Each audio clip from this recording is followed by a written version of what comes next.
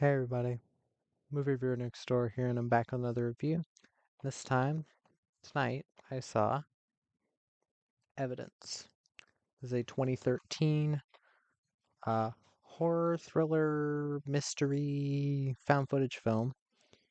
I think I already said 2013. Directed by Olatunde Osunsanmi, and it stars Tori DeVito, Caitlin Stasey, Harry Lennox, Stephen Moyer, Nolan Gerard Funk, Rhoda Mitchell, Svetlana Mekina, Amalamine, and Dale Dickey. In this film, detectives use clues from various recording devices to piece together events surrounding a massacre involving bus passengers at an abandoned gas station. So, what did I think of this film? Well, I went into it not knowing much other than I had seen another film from the director, and yeah, I loved it. I absolutely loved it.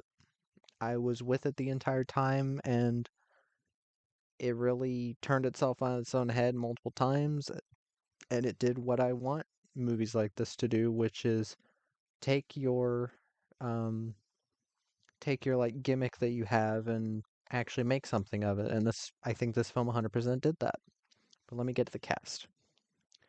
Tori DeVito plays Leanne. She's an actress. She's trying to make it in Hollywood.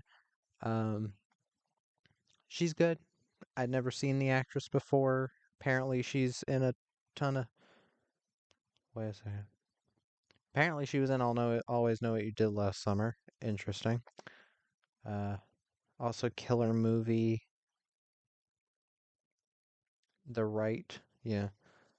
She did a good job. Caitlin Stasey plays Rachel. She's a documentary filmmaker. She's documenting everything that's going on. Um, I liked her as well. Apparently, she's in Smile. Interesting. So, two people who've done horror films. Harry Lennox plays Ben. He's the bus driver. I liked him. Not a ton to say about these characters. I will say that's one of the things. I'll get to that. Stephen Moyer plays Detective Reese. He's one of the detectives looking over the footage that was recovered from this crime scene. He does a pretty good job. Um, I've seen him in a bunch of films. I saw him in The Double. I've seen him in what else here? I've seen him in multiple films. Oh yeah, Killing Jesus. Yeah, pretty capable actor for sure. Nolan Gerard Funk plays Tyler Morris, who's basically the boyfriend of Leanne. He's fine. He's a little bit of a little bitch sometimes. Rhoda Mitchell plays Detective Burkez. She's another detective working on the case. I love Rhoda Mitchell. She was in Run, Hide, Fight. She was in Rogue. She was in um, Silent Hill, Phone Booth, Olympus Has Fallen, London Has Fallen. She's been in a ton of films. I really respect her as an actress. I think she seems like a cool person. Svetlana Makina plays Vicky. She's a mother. She's along with the rest of them for the journey. Uh, Amalamine, another officer, Officer Jensen. He's not in the film much, but it was nice to see him. I've seen him in films like Parallel. Um, and Dale Dickey is Katrina Fleischman. I liked her. Um, yeah. Dale Dickey's a character actress you see in a lot of films. She's usually a crazy redneck or a crazy like truck driver or some shit. Um, but yeah, this film, Evidence, is from director Olatunde Osunsanmi, who also directed this film, The Fourth Kind, with Mila Jovovich, um, Will Patton, Elias Codius, which was also it wasn't found footage, but it was going off of the gimmick of the things you're seeing in this film are true, and there's recreations and original footage next to each other. Recreations being the footage with Mila Jovovich, and the original footage not exactly being real because it was a gimmick to sell the movie. I enjoyed that movie enough to say I found it decent. But while it has a super strong first half, with the ending to the first half being both depressing and very like gut wrenching, like it's insanely a heartbreaking end to the first half of that film, but in a way where I'm like, okay, if you're gonna keep going from this point, which probably should have been the ending of the movie, you really need to pick up the pace. And it really didn't. It kind of petered out towards the end, but that first half was really memorable to me. But here, I think Olatunde has really outdone himself. I think I think he did a splendid job directing this. And again, the main gimmick is that you have part of the movie, I'd say about like 20-ish minutes of the film, are in 20 to 25-ish, maybe a third of the film, takes place in a police station with these detectives trying to decipher who the killer is, um, what happened, and there's footage that's recorded by these other characters who were on their way to Las Vegas. Um, and pretty much all of that part is found footage that they're watching, looking through, trying to find anomalies, trying to see what they can in it. And it's, I think the way that they did this was very interesting. It works. It provided a very compelling mystery, and I was legitimately shocked by what it turned out was happening. Now, I'm not going to go into spoilers because this is a movie that not a lot of people seem to know about. When you look it up online, it gets very middling most of the time, but sometimes very bad reviews. Um, like here, like on Rotten Tomatoes, it has a 6%. On IMDb, it has a 5.3 out of 10. On Letterboxd, it has a 2.6. It's very clear that a lot of people aren't into those. And I can understand if you're not into found footage films and you don't even want to give it a chance. I get it. If you're motion sick, don't watch this movie and act like no one told you it was a found footage movie. Because if you look at the description, you'll know it's a found footage movie for most of it. I never once got sick. I don't think they overdid the shaky cam. Like, it never got to the point where it felt like shaky cam. It was just people running with a camera. It didn't feel like they were hiding budgetary constraints or anything. Because this film has a really nice gloss to it for the most part, especially the sequences in the police department. I think they because they could have easily made it look like, oh, super high budget or super over edited, and they didn't. At no point did it feel like artificial. It felt like actual people. It didn't feel like just a set. Um, and here's the thing.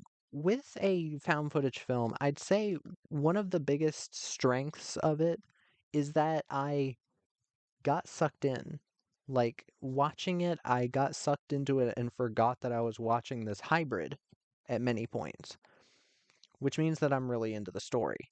And this film has a lot of shocking moments, and it never at any point gets to the point where it feels like it's just violent for the sake of violence. You know, like it doesn't feel like there's a movie called 100 Tears that is like a clown horror movie, which basically just it's kind of an excuse to have a lot of gore. There's not really much of a story. It's just a lot of gore. There's another film called Sweatshop that is basically the same thing. It's like, oh, a rave. Oh, this guy goes around with this giant thing. He smashes people's heads in or destroys them with this giant hammer. It's not one of those. This has a legitimate story.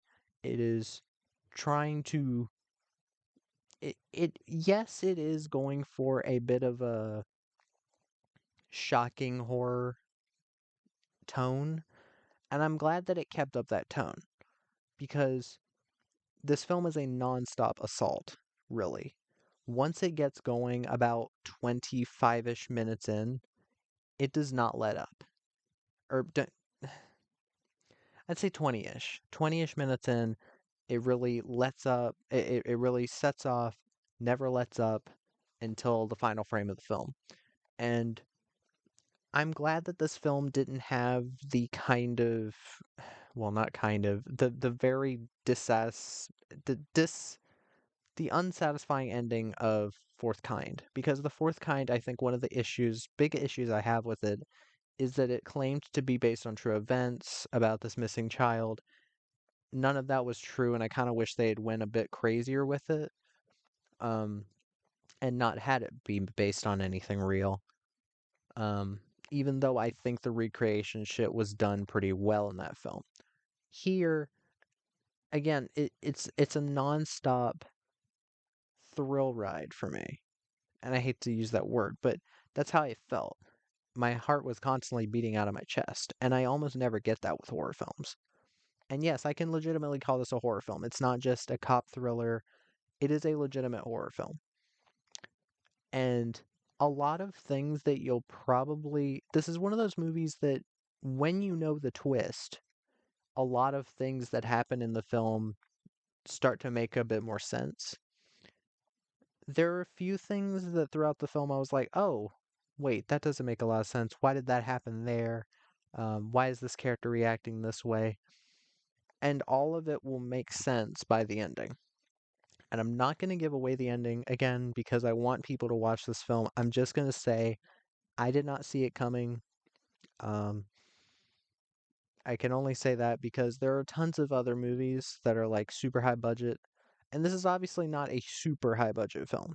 At no point does it look cheap, but though I'll get that out of the way. At no point does it feel like corners were cut because the police station set is very professional. Pretty much everything looks professional. The found footage aspect doesn't look like cheap. It doesn't look like they're just filming stuff. It feels legitimately well filmed, and I think it added a bit to the creepiness because weren't using fully HD cameras. And there were again multiple moments where I was legitimately off put by this film in a good way, like legitimately horrified at what I was watching. And it at no point did it ever feel too over the top or anything. It never felt like they were trying too hard to terrify me. And yeah, legitimately a very interesting ending. Um, I do have to get to a couple small issues I have with the film. Mainly Nolan Gerard Funk's character, uh, Tyler. He does get a bit annoying, and it may be for like I can't exactly tell why they do this. This happens with a lot of characters where it's like a character is he proposes to a character in front of a bunch of people, and she is like, "Don't do this in front of all these people," and then he gets all pissy, and he's acting like a little pissant for quite a bit of the film, and then I don't know, it felt I wasn't the biggest fan of his character, and to be honest, a lot of these characters are a bit underdeveloped. If this film was a bit longer, maybe they could have given them a bit more backstory. There is some there, but of course, you can always improve with that. But again, I do think 93 minutes was the right length for this type of film. Because if this type of film had been like 2 hours long, I feel like it would have been too long and it wouldn't have flown as much. Flown as well. Flowed.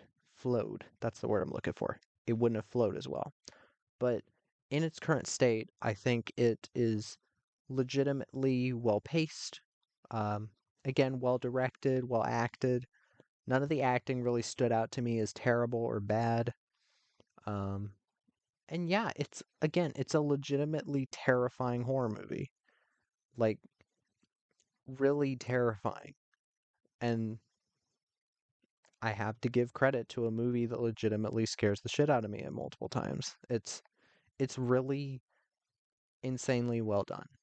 That's what I can say about this. And I only hope that my video can urge some people to go watch it. Currently, it is streaming on Plex and Tubi for free. So, at least in America, or in North America, or in the U.S., whatever. You know what I mean. It is streaming on Tubi, Plex, so go watch it there, and hopefully y'all like it as much as I did. But yeah, that was my review of Evidence. If you've seen the film, let me know what you thought in the comments down below. If you have any recommendations, put those down in the comments as well. And Movie Reviewer Next Door, out.